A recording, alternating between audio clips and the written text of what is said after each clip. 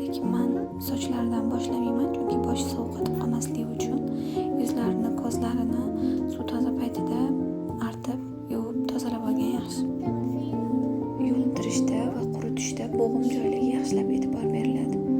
Ya'ni tomog'ining tagi, qo'ltig'ining taglari, qo'lchalari, barmoqlarining oralari yaxshilab yuviladi va yaxshilab quritiladi.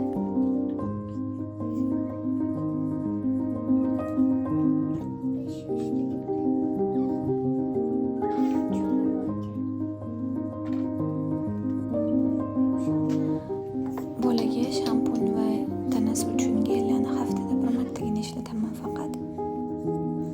Sovuq kunlarda tug'ilgan onalar yangi tug'ilgan chaqaloqni haftada 3 marta yuvintirsa yetadi.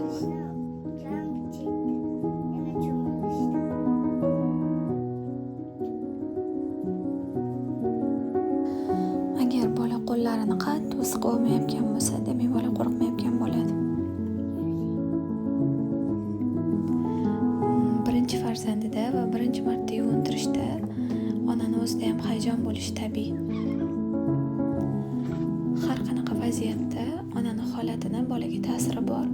Agar yuvintirishda ona o'ziga ishonch bilan tura olsa, bola qo'rqmaydi.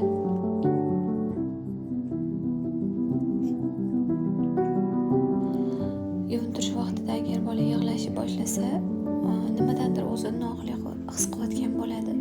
Darrov suvni holatiga, suv sovuqligiga, bola nimadan o'zini noqulay his qilayotganiga e'tibor qaratish kerak bo'ladi. Bolam agar onasida yuvintiradigan bo'lsam, yonimga alohida toza suv quyib olaman, boshi va yuzi uchun oxirida suvdan olgandan keyin toza suv quyib olish uchun.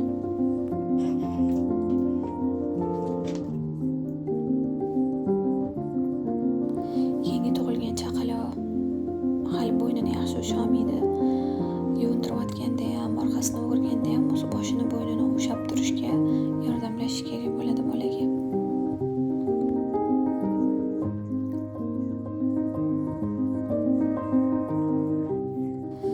Bolani chiniqtiraman deb suvni sovuq qilib olmaslik yoki kasal bo'lib qoladi deb issiq ham qilib olmaslik kerak. Doim tirsak bilan suvni haroratini o'lchansa, yuvintirish davomida ham tirsak bilan harorati o'lchanib turilsa yaxshi. Quloqlarini yuvintirishda suvni ko'p qilib olmaslik kerak. Boshini yuvgan paytida ham quloqlariga suv kirib ketishidan ehtiyot bo'lish kerak bo'ladi.